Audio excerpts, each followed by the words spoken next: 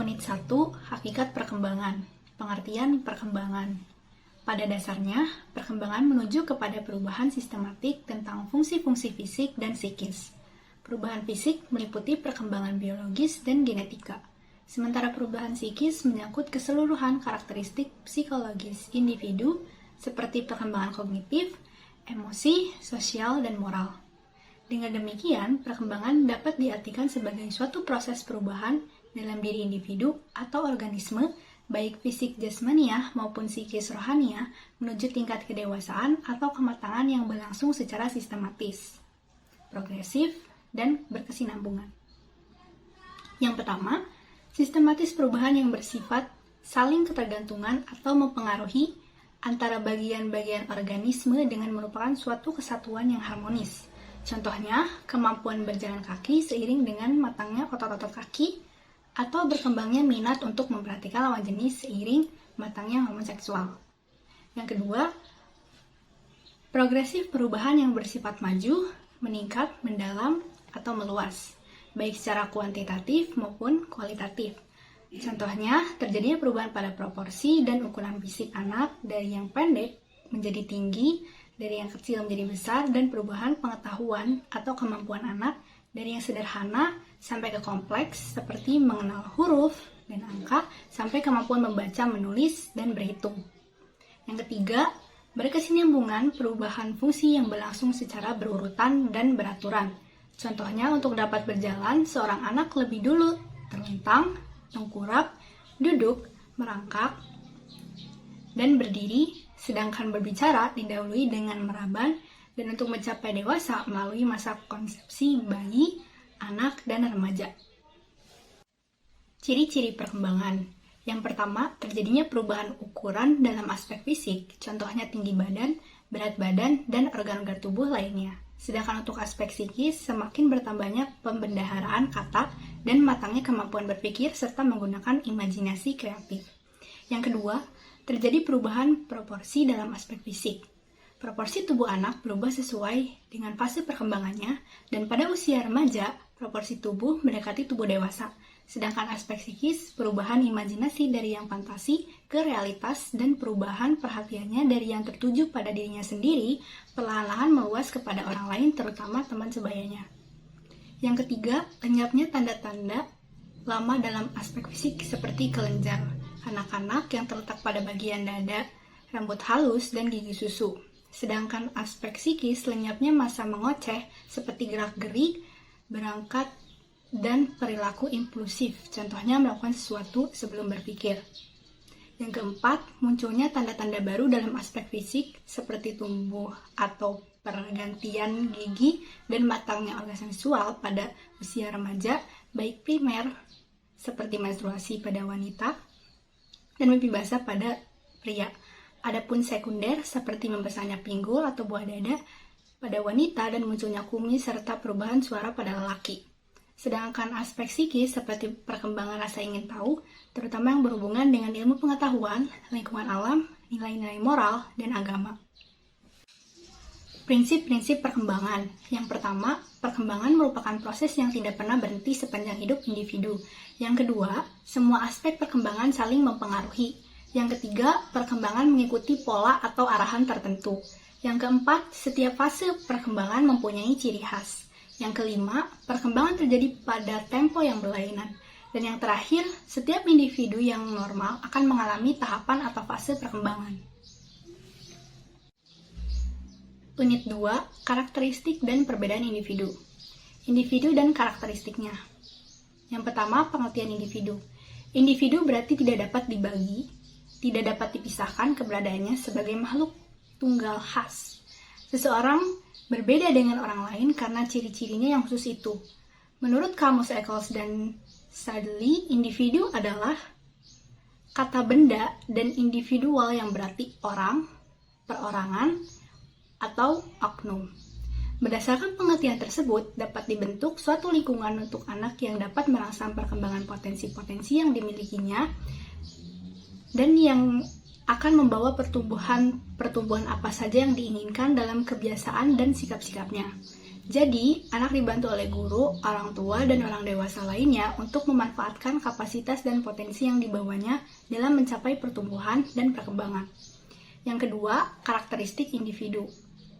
Setiap individu memiliki ciri dan khas atau sifat dari karakteristik yang diperoleh dari pengaruh lingkungan atau nature merupakan istilah yang bisa digunakan untuk menjelaskan karakteristik individu dalam hal fisik, mental, dan emosional pada setiap tingkat perkembangan.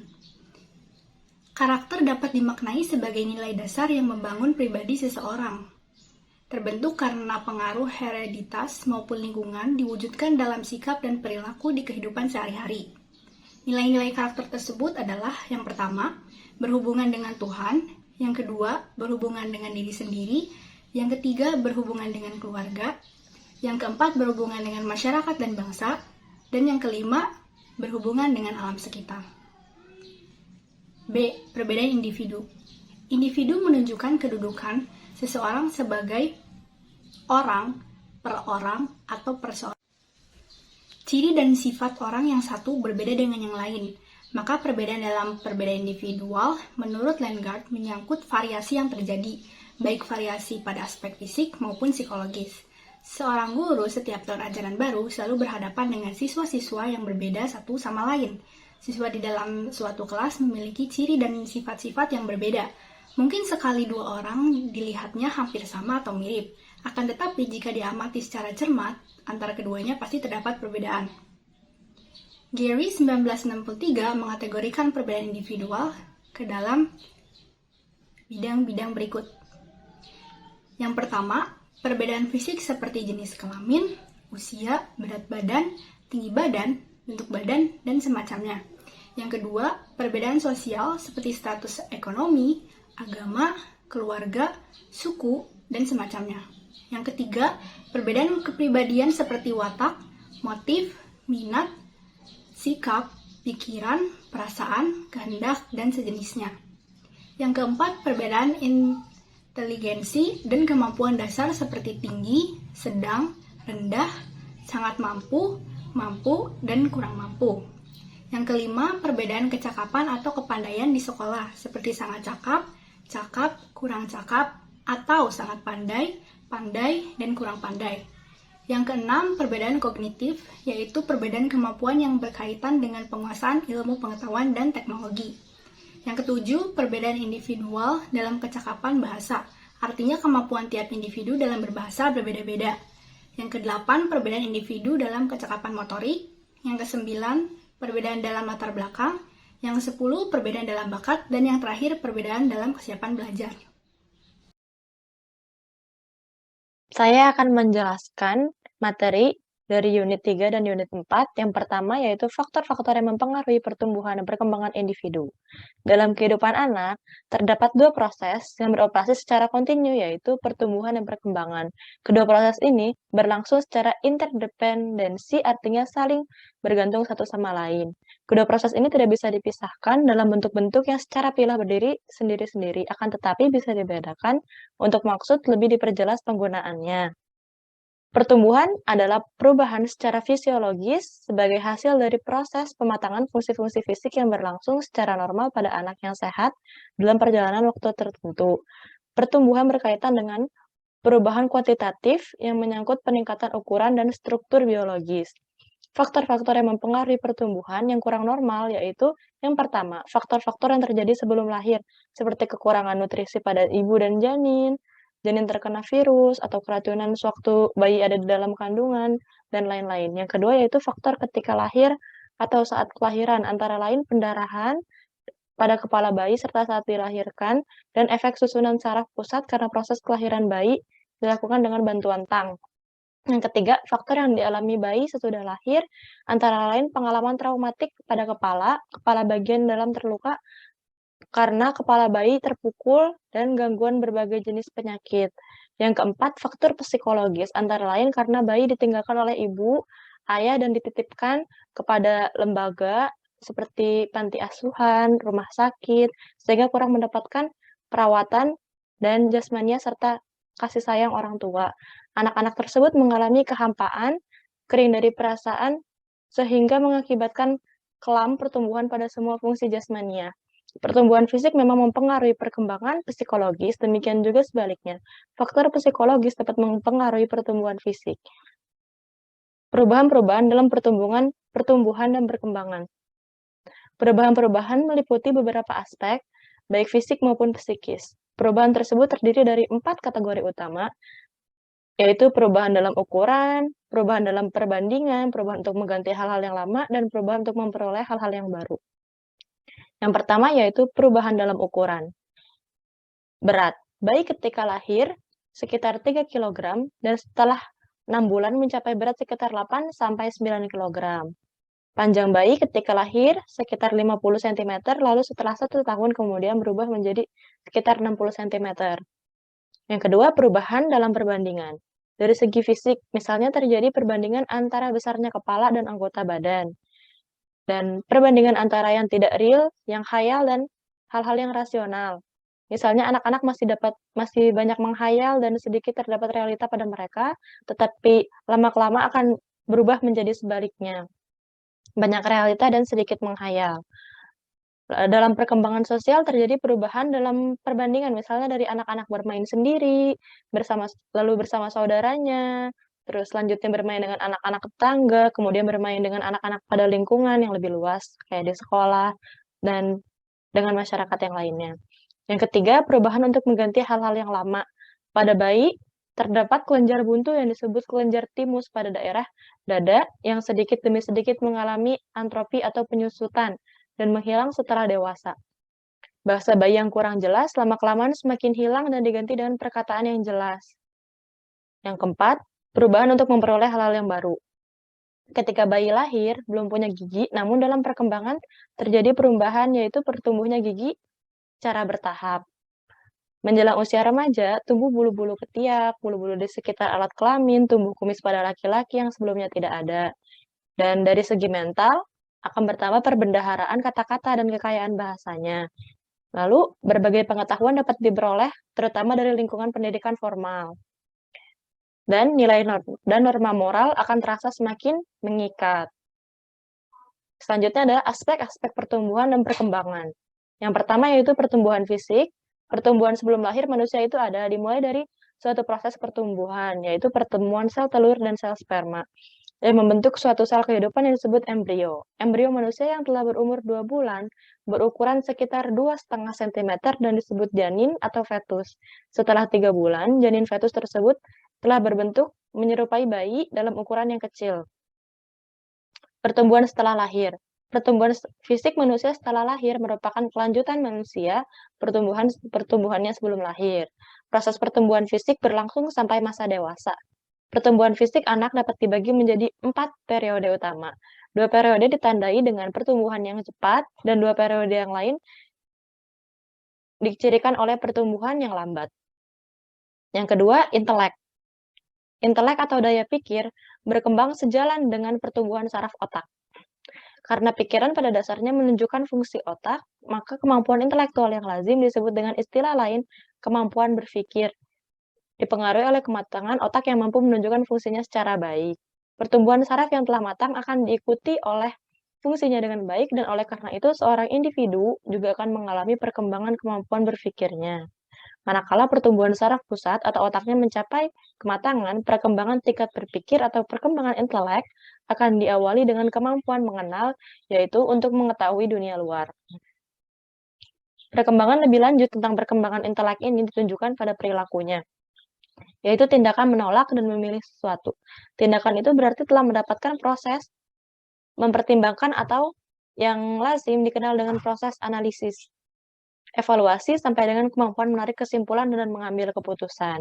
Perkembangan kemampuan berpikir semacam ini dikenal pula sebagai perkembangan kognitif. Perkembangan kognitif seorang, menurut Piaget, mengikuti tahap-tahap sebagai berikut. Tahap pertama, masa sensori motor, usia 0 sampai 2,5 tahun, masa ketika bayi mempergunakan sistem penginderaan dan aktivitas motorik untuk mengenal lingkungannya. Lalu tahap kedua, masa praoperasional dari usia 2 sampai 7 tahun. Ciri khas masa ini adalah kemampuan anak untuk menggunakan simbol yang mewakili suatu konsep. Kemampuan simbolik ini memungkinkan anak melakukan tindakan-tindakan yang berkaitan dengan hal-hal yang telah lewat. Misalnya seorang anak pernah melihat dokter berpraktik akan dapat bermain dokter-dokteran, melihat koki yang sedang memasak akan main masak-masakan. Selanjutnya, tahap ketiga, masa konkreto prirasional dari usia 7 sampai 11 tahun. Pada tahap ini anak sudah dapat melakukan berbagai macam tugas yang konkret. Anak mulai mengembangkan 3 macam operasi berpikir, yaitu yang pertama, identifikasi, mengenali sesuatu. Negasi, mengingkari sesuatu, dan reprokasi, mencari hubungan timbal balik antara beberapa hal. Tahap keempat, masa operasional pada usia 11 sampai dewasa. Dalam usia remaja dan seterusnya, seseorang sudah mampu berpikir abstrak dan hipotesis. Pada tahap ini, seseorang sudah mampu memperkirakan apa yang mungkin terjadi.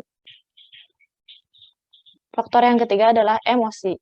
Emosi merupakan gejala perasaan disertai dengan perubahan atau perilaku fisik seperti marah yang ditunjukkan dengan teriakan suara keras atau tingkah laku yang lain. Begitu pula sebaliknya, orang yang gembira akan melonjak-lonjak sambil tertawa dan sebagainya. Faktor keempat yaitu sosial. Sejak lahir, bayi sangat membutuhkan bantuan ibu atau ayahnya dan orang-orang dalam keluarganya. Dalam perkembangan selanjutnya, ia mulai mengenal dan bergaul dengan orang-orang di sekitarnya atau lingkungannya. Akhirnya manusia mengenal kehidupan bersama, kemudian bermasyarakat atau berkehidupan sosial. Dalam perkembangannya, setiap orang akhirnya mengetahui bahwa manusia itu membantu dan dibantu, memberi dan diberi. Faktor kelima yaitu bahasa. Fungsi bahasa adalah sebagai alat komunikasi. Setiap orang senantiasa berkomunikasi dengan orang-orang di sekitarnya, dan bicara adalah bahasa suara, bahasa lisan. Faktor keenam yaitu bakat. Bakat merupakan kemampuan tertentu atau khusus yang dimiliki oleh seseorang individu, yang hanya dengan rangsangan atau sedikit pelatihan, kemampuan itu dapat berkembang dengan baik. Faktor ketujuh yaitu sikap, nilai, dan normal. Tujuan akhir dari proses belajar dikelompokkan menjadi 3 sasaran, yaitu penguasaan pengetahuan atau kognitif, penguasaan nilai dan sikap atau afektif, dan penguasaan psikomotorik Bloom. Ini dikemukakan oleh Woolfolk dan Nikolic pada tahun 1984.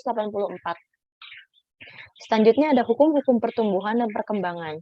Yang pertama yaitu hukum Cephalou-Coudal. Hukum ini berlaku pada pertumbuhan fisik yang menyatakan bahwa pertumbuhan fisik organisme dimulai dari kepala ke arah kaki. Bagian-bagian pada kepala tumbuh terlebih dahulu daripada bagian-bagian yang lain. Hukum proksimodistal. Menurut hukum ini, pertumbuhan fisik berpusat pada sumbu dan mengarah ke tepi. Alat-alat tubuh yang terdapat di pusat seperti jantung, hati, dan alat-alat pencernaan lebih dulu berfungsi daripada anggota tubuh yang ada di tepi. Yang ketiga, perkembangan terjadi dari umum ke khusus. Pada setiap aspek terjadi proses perkembangan yang dimulai dari hal-hal yang umum, kemudian sedikit demi sedikit meningkat ke hal-hal yang khusus.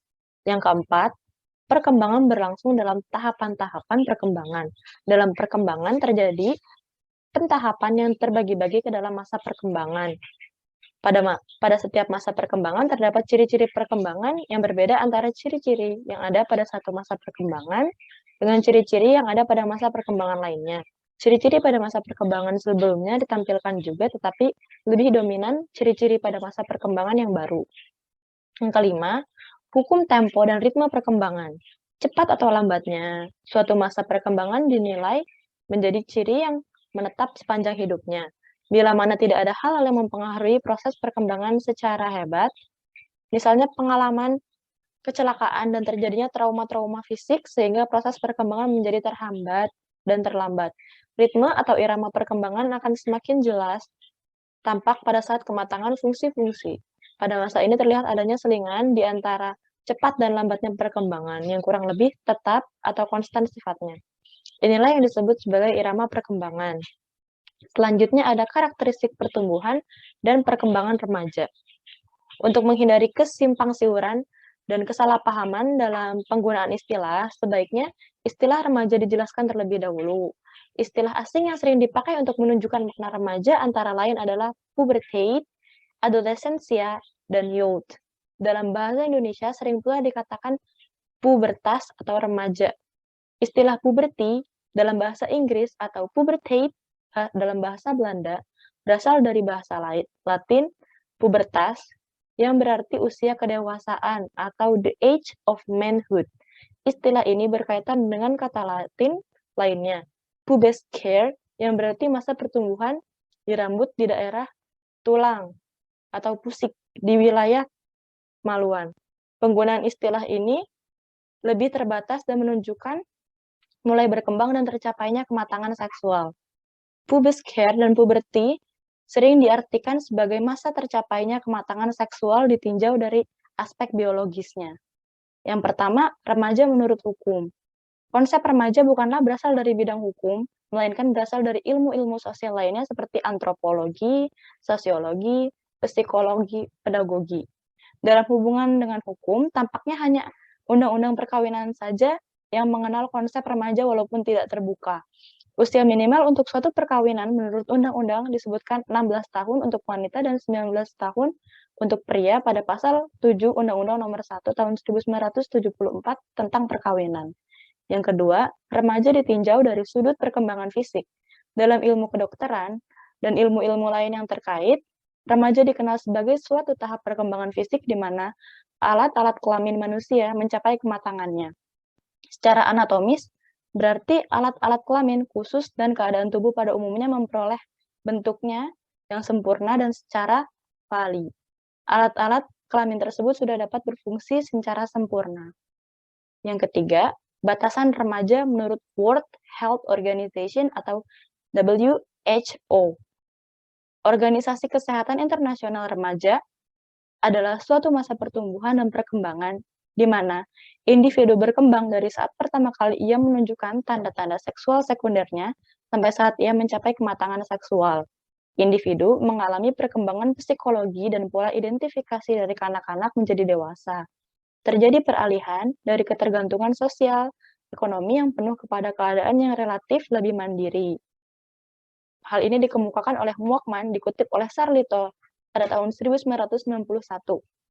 Yang keempat, remaja ditinjau dari faktor sosial psikologis. Puncak perkembangan jiwa itu ditandai dengan adanya proses perubahan dari kondisi entropi ke kondisi negentropi. Sarlito tahun 1991. Entropi adalah keadaan di mana kesadaran manusia masih belum tersusun secara rapi walaupun isinya sudah banyak, seperti pengetahuan, perasaan, dan sebagainya. Namun, isi-isi tersebut belum saling terkait dengan baik sehingga belum berfungsi secara maksimal. Yang kelima, definisi remaja untuk masyarakat Indonesia. Sebagai pedoman umum untuk remaja Indonesia, dapat digunakan batasan usia 11 tahun sampai 24 tahun dan belum menikah. Pertimbangan-pertimbangannya adalah sebagai berikut. Yang pertama, usia 11 tahun adalah usia di mana pada umumnya tanda-tanda seksual sekunder mulai tampak, ya, atau kriteria fisiknya. Yang kedua, di banyak masyarakat Indonesia, usia 11 tahun sudah dianggap akil balik, baik menurut adat maupun agama, sehingga masyarakat tidak lagi memperlakukan mereka sebagai anak-anak. Yang ketiga, pada usia tersebut mulai ada tanda-tanda penyempurnaan perkembangan jiwa, seperti tercapainya identitas diri, atau ego sosial, atau identity. Dalam usia 24 tahun merupakan batas maksimal, yaitu untuk memberi peluang bagi mereka yang sampai pada batas usia tersebut masih menggantungkan diri pada orang lain, belum punya hak penuh sebagai orang dewasa secara tradisi.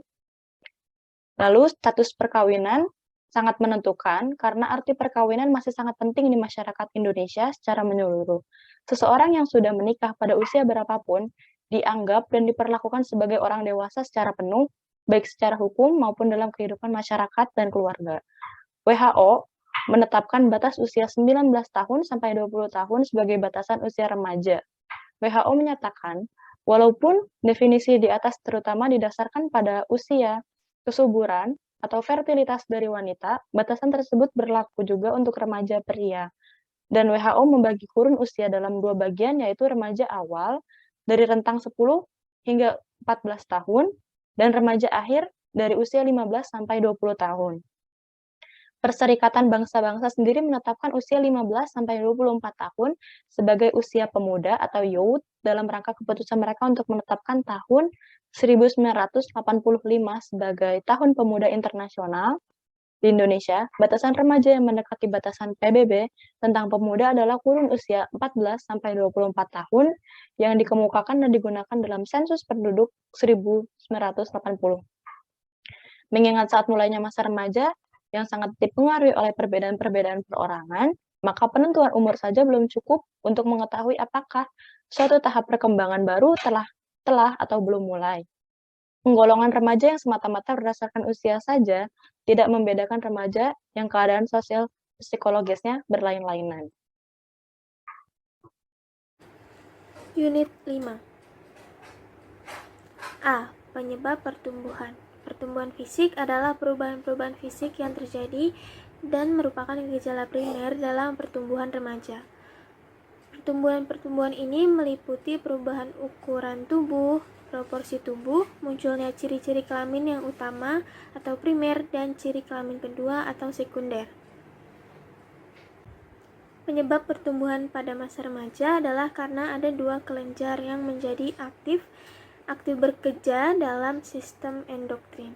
Kelenjar pituitary yang terletak di dasar otak mengeluarkan dua macam hormon yang diduga erat hubungannya dengan perubahan masa remaja.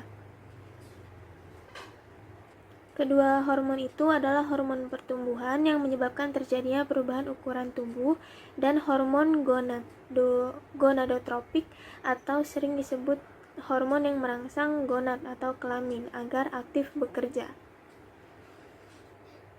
Menjelang saat remaja dimulai, kedua hormon ini sudah diproduksi dan pada saat remaja semakin banyak dihasilkan. Seluruh proses ini dikendalikan oleh perubahan yang terjadi dalam kelenjar endokrin. Kelenjar ini diaktifkan oleh rangsangan yang dilakukan kelenjar hipotalamus, yaitu kelenjar yang dikenal sebagai kelenjar untuk merangsang pertumbuhan pada saat remaja dan terletak di otak. Meskipun kelenjar gonad atau kelenjar kelamin sudah ada dan aktif dari seseorang dilahirkan, namun kelenjar ini seolah-olah tidur dan baru aktif setelah diaktifkan oleh hormon gonadotropik dari kelenjar pituitary pada waktu anak memasuki tahap remaja. Segera setelah tercapai kematangan alat kelamin, maka hormon gonad akan menghentikan aktivitas hormon pertumbuhan. Dengan demikian, pertumbuhan fisik akan terhenti juga. Perubahan-perubahan fisik yang terjadi pada masa remaja ialah yang pertama, perubahan ukuran tubuh. Irama pertumbuhan mendadak menjadi cepat sekitar 2 tahun sebelum anak mencapai taraf kematangan kelaminnya. Setahun sebelum pematangan ini, anak akan bertambah tinggi 10-15 cm dan bertambah berat 5-10 kg. Setelah terjadi kematangan kelamin, pertumbuhan tubuh selanjutnya masih terus terjadi, namun dalam tempo yang sedikit lambat. Setelah 4 tahun, pertumbuhan tinggi badan anak akan bertambah 25% dan berat tubuhnya hampir mencapai 2 kali lipat. Anak laki-laki tumbuh terus lebih cepat dari anak perempuan. Pertumbuhan anak laki-laki akan mencapai bentuk tubuh dewasa pada usia 9-20 tahun, sedangkan bagi anak perempuan pada usia 18 tahun. Yang kedua, ada perubahan proporsi tubuh. Ciri tubuh yang kurang proporsional pada masa remaja ini tidak sama untuk seluruh tubuh. Ada pula bagian tubuh yang semakin proporsional. Ketiga, ciri kelamin. Ciri kelamin utama pada masa anak-anak, alat kelamin yang masih utama masih belum berkembang dengan sempurna. Ketika memasuki masa remaja, alat kelamin laki-laki mulai berfungsi pada saat ia berumur 14 tahun, yaitu pada saat pertama kali mengalami mimpi basah. Sedangkan pada anak perempuan, indung telurnya mulai berfungsi pada usia 13 tahun, yaitu saat pertama kali mengalami menstruasi atau haid.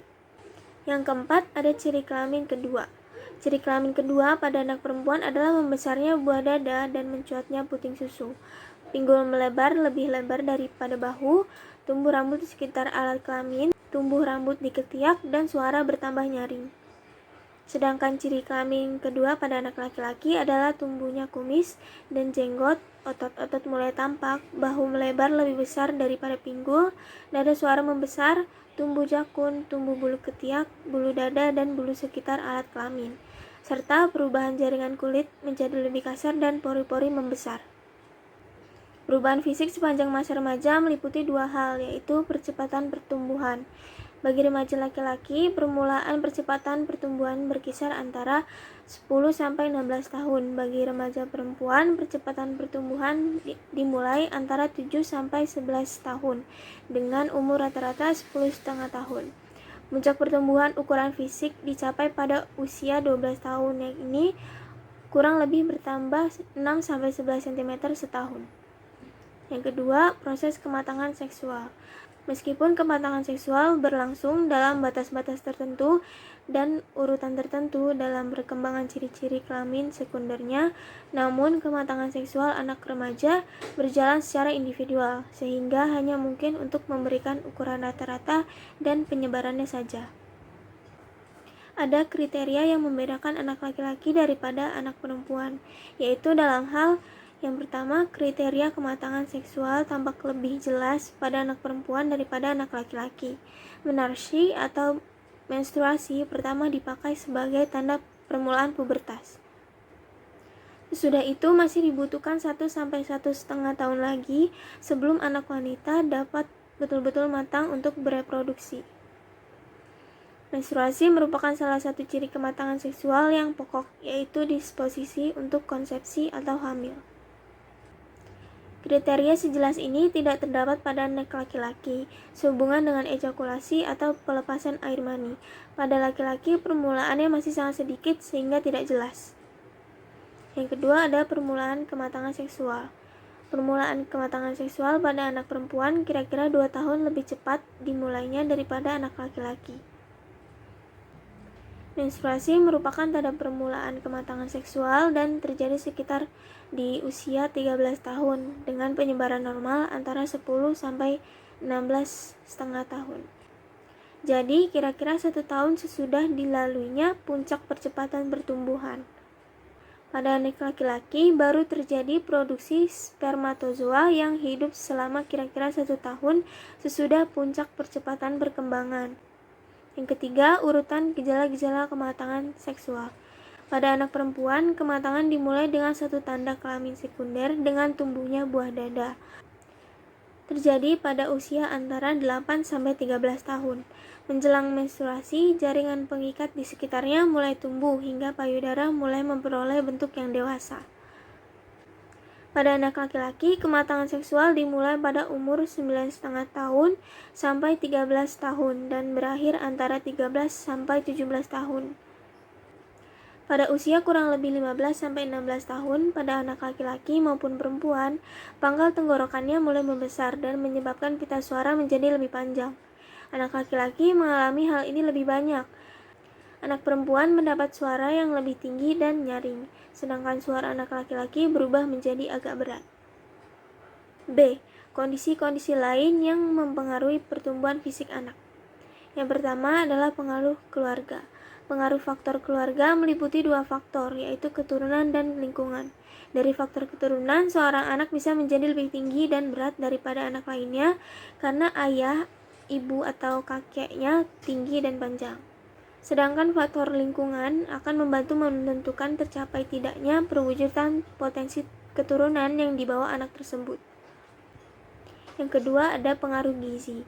Anak-anak yang memperoleh gizi cukup biasanya akan lebih tinggi tubuhnya dan sedikit lebih cepat mencapai taraf remaja dibandingkan dengan mereka yang kurang memperoleh gizi. Yang ketiga ada gangguan emosional. Anak yang terlalu sering mengalami gangguan emosional akan menyebabkan terbentuknya steroid adrenal yang berlebihan, dan ini akan membawa akibat pembentukan hormon pertumbuhan di kelenjar pituitari yang akan menyebabkan terhambatnya dan tidak tercapainya berat tubuh yang seharusnya. Yang keempat ada jenis kelamin. Anak laki-laki cenderung lebih tinggi dan lebih berat daripada anak perempuan, kecuali pada usia antara 12-15 tahun.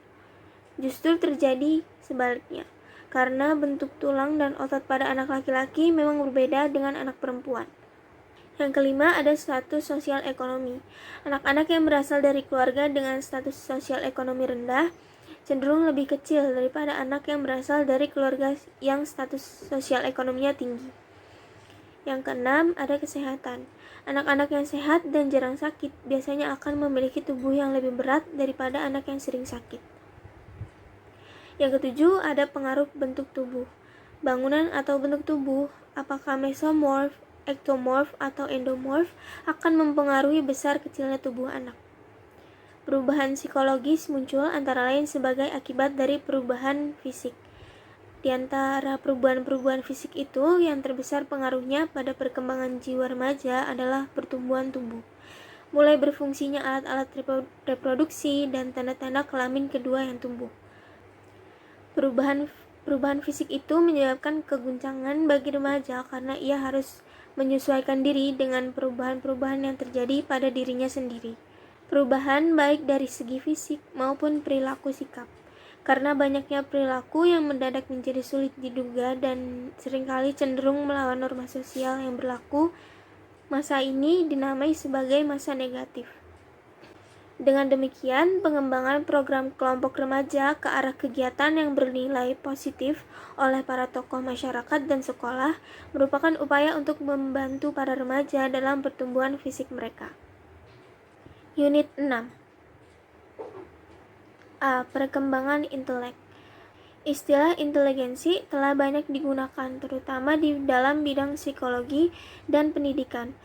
Namun secara definitif, istilah itu tidak mudah dirumuskan. Banyak definisi tentang inteligensi, namun makna inteligensi dapat diartikan sebagai kemampuan seseorang dalam berpikir dan bertindak.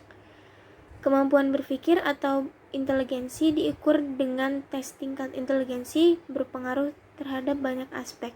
Tes inteligensi yang terkenal adalah tes Binet-Simon. Hasil tes inteligensi dinyatakan dalam angka yang menggambarkan perbandingan antara umur kemampuan mental atau kecerdasan yang disingkat MA dan umur kalender yang disingkat CA.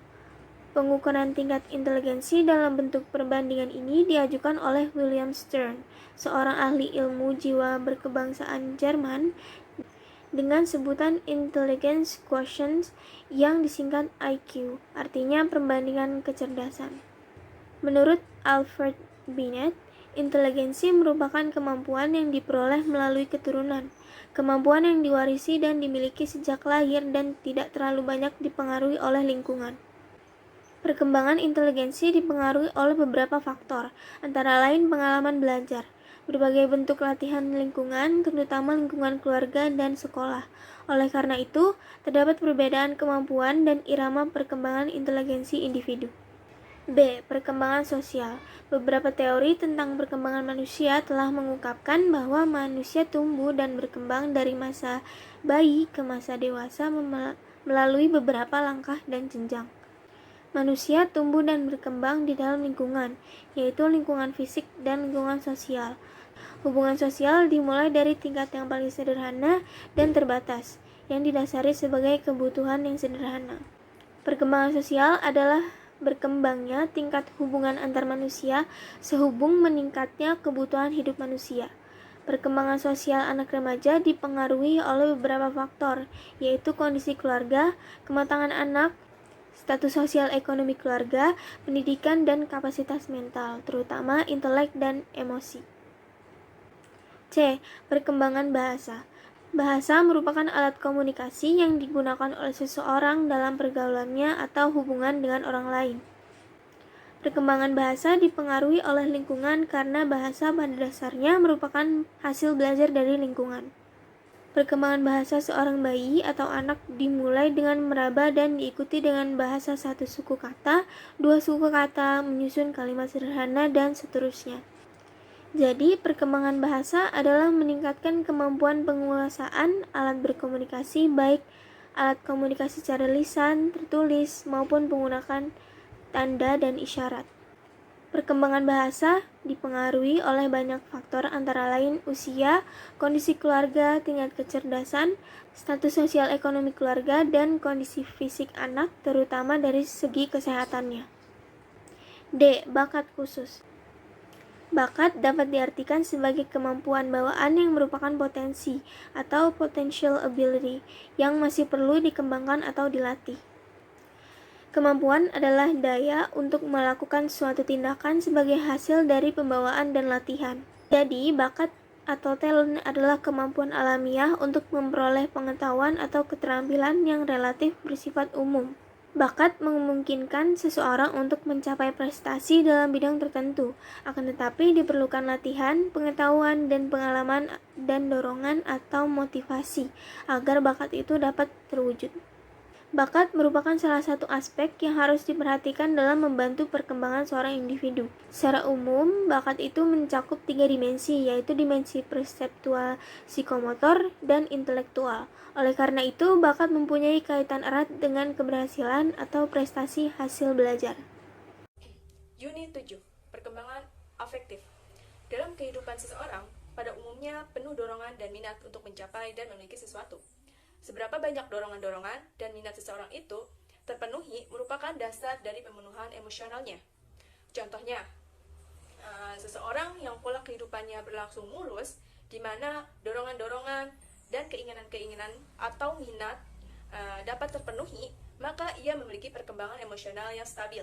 Dengan demikian, dapat menikmati hidupnya.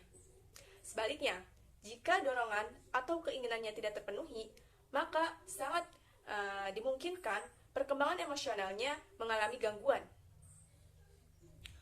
Oleh karena itu, untuk memahami remaja, memang perlu memahami apa yang mereka pikirkan dan lakukan. Di samping itu, ada hal yang lebih penting untuk diketahui adalah yang mereka rasakan.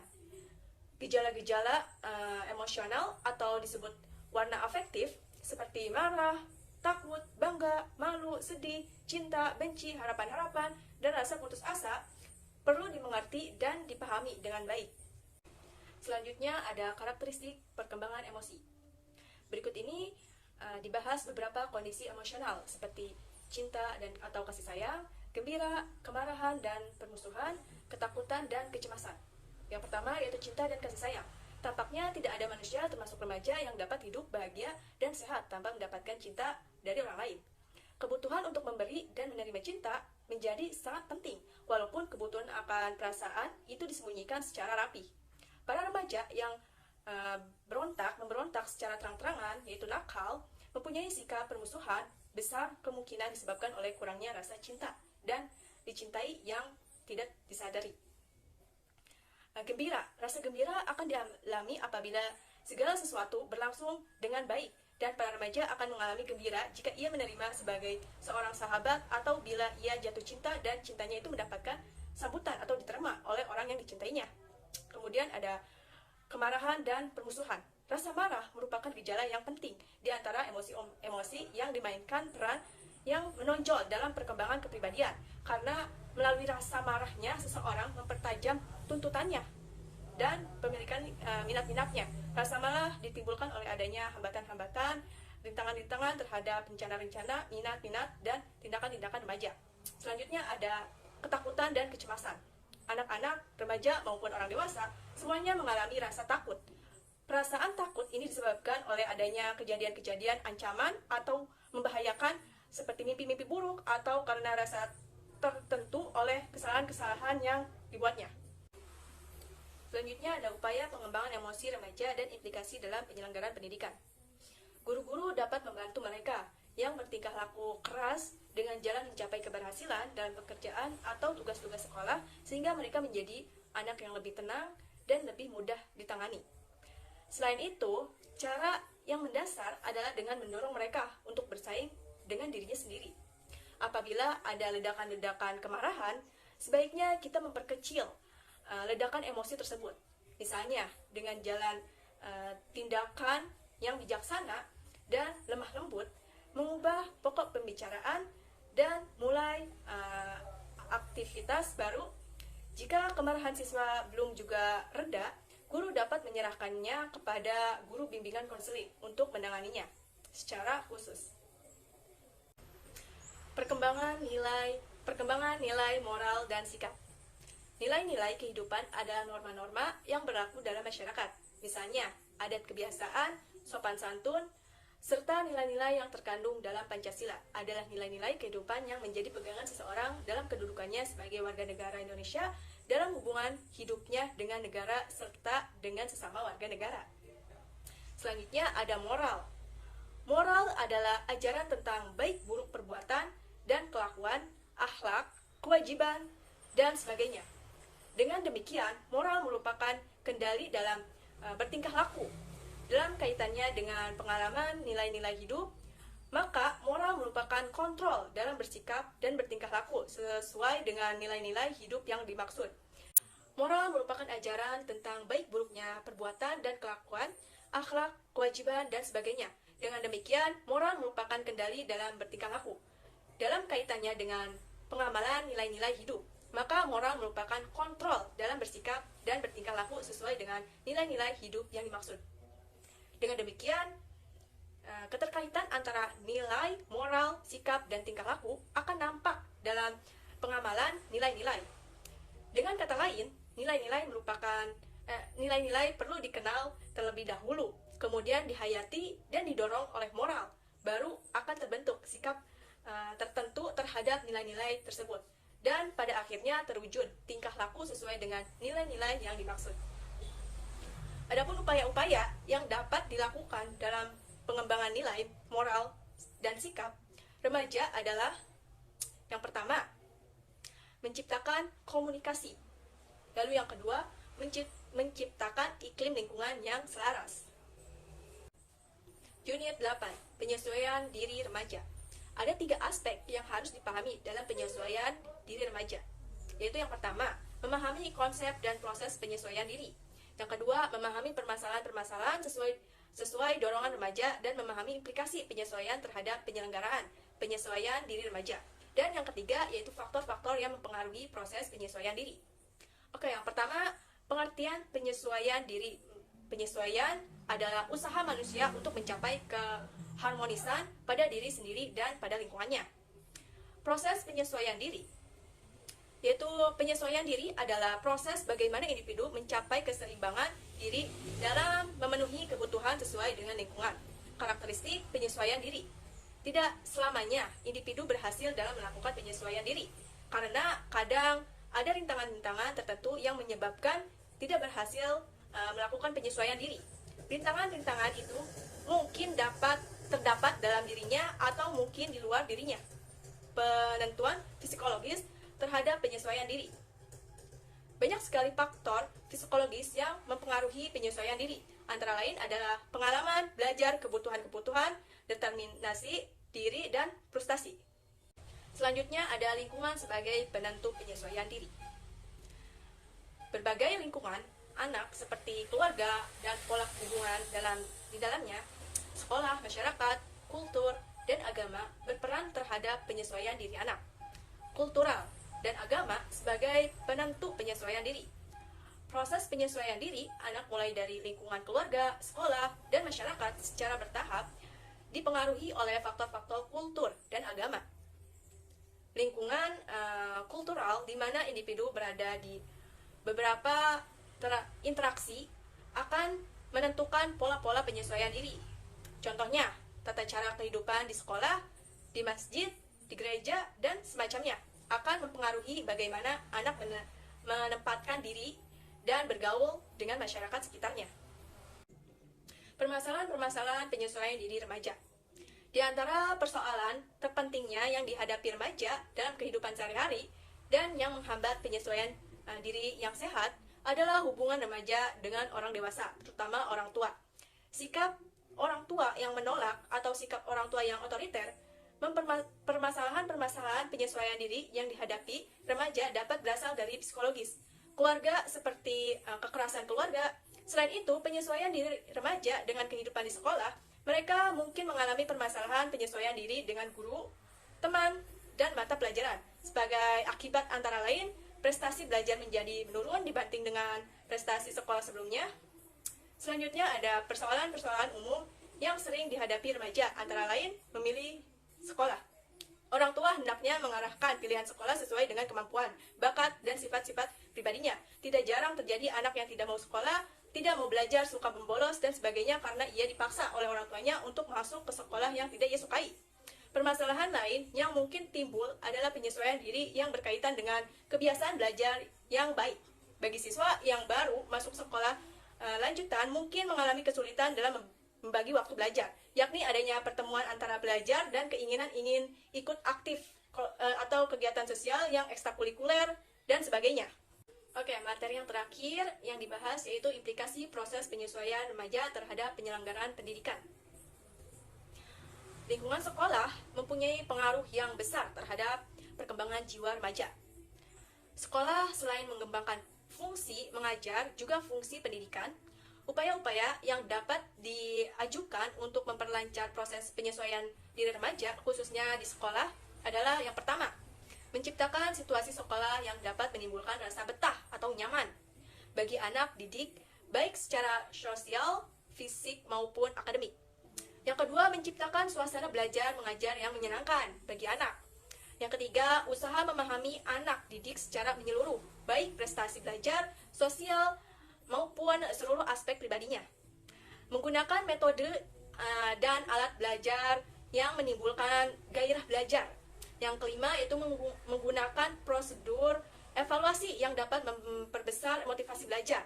Yang keenam, yaitu ruang kelas yang memenuhi syarat-syarat kesehatan. Jika para guru serta seluruh staf di sekolah dapat melaksanakan tugasnya dengan baik, maka anak-anak didik di sekolah itu akan berada dalam usia remaja yang akan cenderung berkurang kemampuannya untuk mengalami permasalahan-permasalahan penyesuaian diri atau terlibat dalam permasalahan yang bisa menyebabkan perilaku yang menyimpang.